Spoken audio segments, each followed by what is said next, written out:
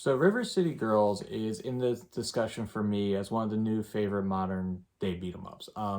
It's one of those games that just checks a lot of nostalgia boxes that I didn't even know I could be checked with a new game, kind of like in the same vein of Shovel Knight or even Ukulele.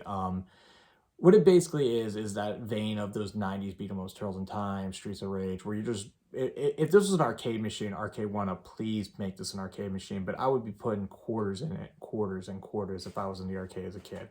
So I'm just going to get into it a little bit. Spoiler free version, game's great.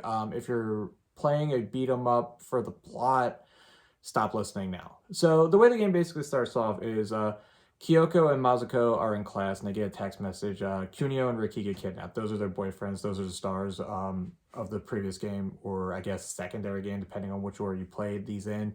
River City Girls Zero. Because the reason I say second is because Zero came out in America after River City Girls 1. So it's really however you want to view it. I beat Zero first. If you didn't see my previous video, check that out. I talked about that a lot, and some of that actually plays into effect here. But basically, they're in class. They get this text message. Their boyfriends get kidnapped, and they're like, "Oh shit, spring into action, gotta go."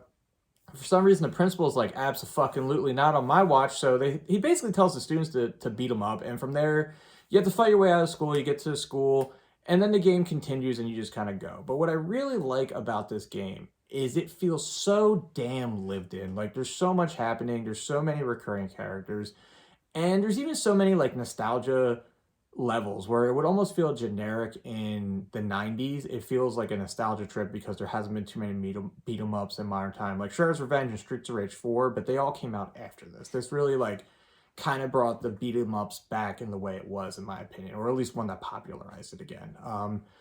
But yeah, you get there's the beach level, there's the mall level, there's the junkyard level, there's the stuff that like almost like they made a greatest hits of the 90s levels and they wanted to hit all the boxes. And another thing that's kind of cool is like you can buy certain upgrades, you can unlock certain upgrades, and you can buy moves. Well, because when you beat up people, they drop coins and stuff. But the people who own the dojos that sell you the moves are fucking Billy and Jimmy Lee from Double Dragon, one of my favorite beat 'em ups of all time. So I was like, yes. Kind of really wish they were playable characters. To the best of my knowledge, they are not. Even DLC, I would have paid for it.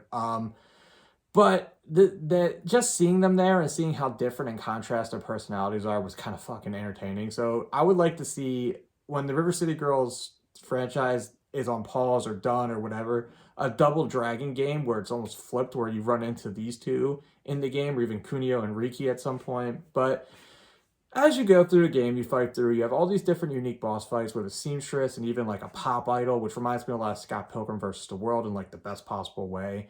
But you go through, you go through, you go through, you get to the very end where it's like a Yakuza lair. It's almost like you have to fight your way up, which was kind of cool to me because it reminded me a lot in the same aesthetic ways of the Yakuza franchise, just the way the building looked and the characters looked and stuff like that. I know they're completely different, but it was just cool because it was like a lot of things going on at the same time.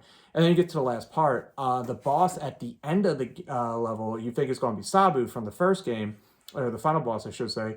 And it's Sabuku, Sabuko, I believe her name is. It's his daughter. And I thought that was a neat little twist where it was like, it's because I played Zero first, thinking maybe it would be important, maybe it would be something I would miss, like an Easter egg or a reference or something.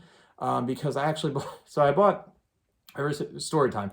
I bought River City Girls on PS4, didn't get a chance to play it, or got halfway through and stopped playing it because I moved into my house, kind of stopped playing it, didn't want to start from the middle of the game by the time I finally got back to it. Limited Run put it up on their website, so I was like, fuck it, whatever.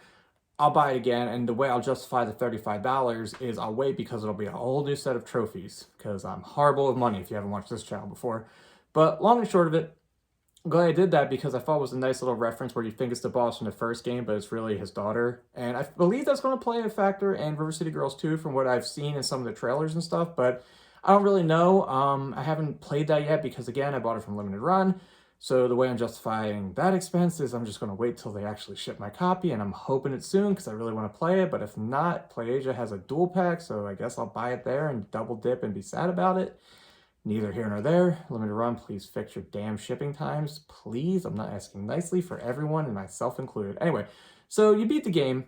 This is where it's kind of even more fun to me is the regular ending is effectively you get kicked, you kick the boss out of the building and you fall through a spot and it's your boyfriend's, but they act like they don't even fucking know you for some reason. They're like, oh, it's those two crazy girls. What are their names again? And you just uppercut the shit out of them, then unlock them as playable characters. Then there's a secret ending where it's like, oh no, we would never get kidnapped. We're just doing a spa day. Which it's effectively the same ending, but they walk off in the sunset happy, which is the true ending. The way the trailers and everything make me see River City Girls too, and plot and all that stuff. So it's really interesting that there's that bait and twist ending where you get the implication that these two aren't really their girlfriends, but they are their girlfriends type thing. And then you unlock them as playable characters, which is dope. But again, I really wish the Double Dragons were playable characters, would have paid to have that DLC, or even in River City Girls 2. But definitely a game worth checking out. It's pretty easy to get. It's I'm not sure if it's on Amazon, but it's definitely at Best Buy right now. If you're a fan of physical games, please definitely check this out. Even if you're not a fan of physical games, I know it's digitally